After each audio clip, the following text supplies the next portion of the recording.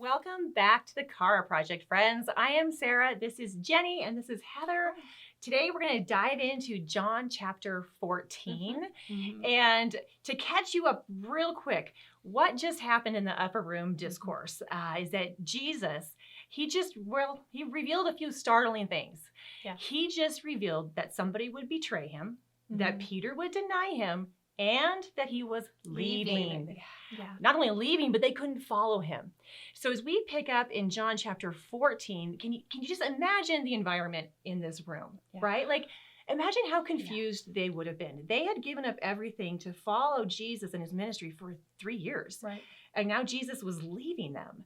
And so just imagine the questions and really the sadness and sorrow they would have been feeling here. So what I love about John chapter 14 is it both begins and ends with the same phrase. Jesus says this in John verse 1.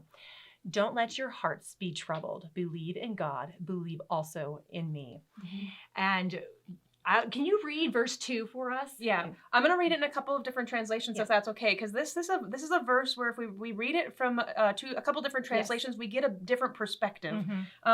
Verse 2, John 14 in the King James Version says, "In my Father's house are many mansions. If it were not so, I would have told you. I go to prepare a place for you." I'm using my YouVersion app because that way it allows me to go to different translations. I'm switching to the NIV, the New International Version.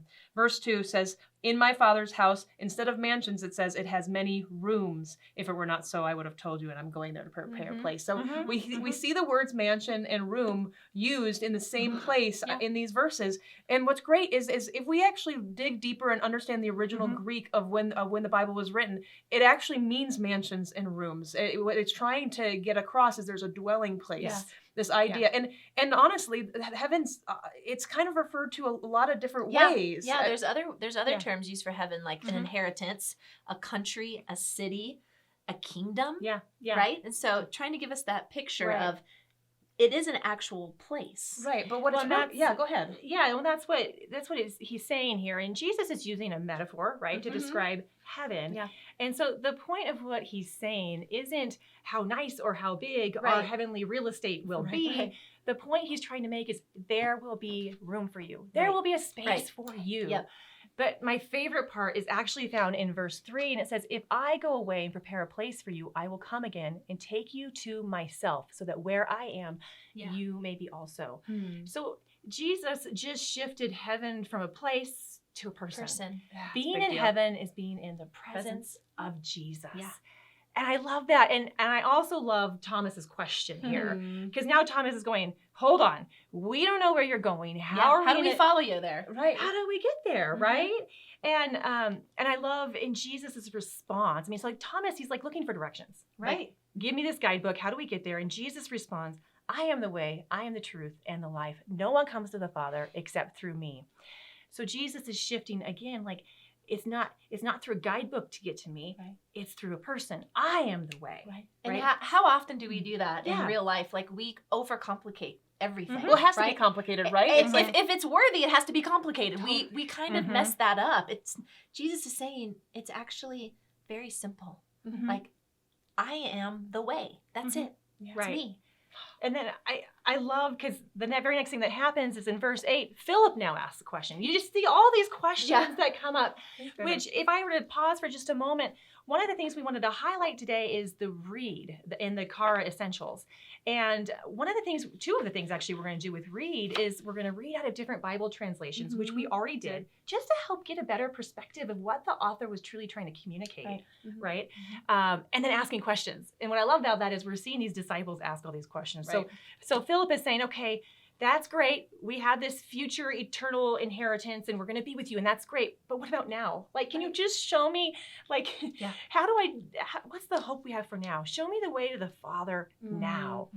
And then Jesus in verses like 9 through 11, he's repeating basically the same thing over and over again. He's going, Philip, you already know the Father, right? Because you know me. Yeah. And that's something that John has made clear throughout this gospel. Right. The Father and I are one. It's kind of funny. It's like, how many different ways does Can I say Jesus the need same- to say the same thing Right. for them to get it? And even for us to get it. Same thing in verse 10. Don't you believe that I am in the Father and the Father is in me? Question mark. It's like, here, I'm saying it again. Like, I'm the way. Yeah. Which is good news for us because that means we don't have to wait until we get to know God. God is a God who wants to be known. And now this is interesting. In John, he mentions the word know. It's over 100 times, and I can't remember off the top of my head. He mentions this word know. Yeah. But it's not always the same root Greek word.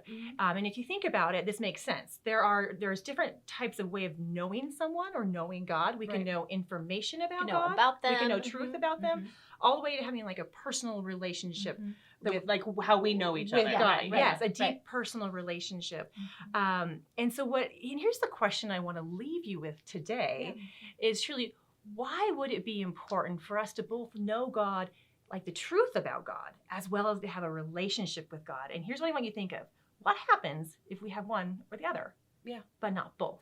Yeah. Well, and that's a question that you're actually going to unpack in our Bible study, which is Yes. posted on our blog. So go out and make sure you get a chance to check that out because we uncover a lot more than what we were able to unpack Oh, today. And This chapter keeps going, you guys. Yeah. And that's all the time we have for today. But Yeah. absolutely go to the Bible study and keep diving into And this. also, feel free to reach out if you have any questions. Yes. Because, as we read in our passage today, it's okay to have questions. Yes, thank Right? you. Jesus' Thank you. closest people had a lot of questions. So you Definitely. can reach out. There's a contact form on our website. If you have a question, just shoot it at us, and we'd be happy to chat about it. Yes.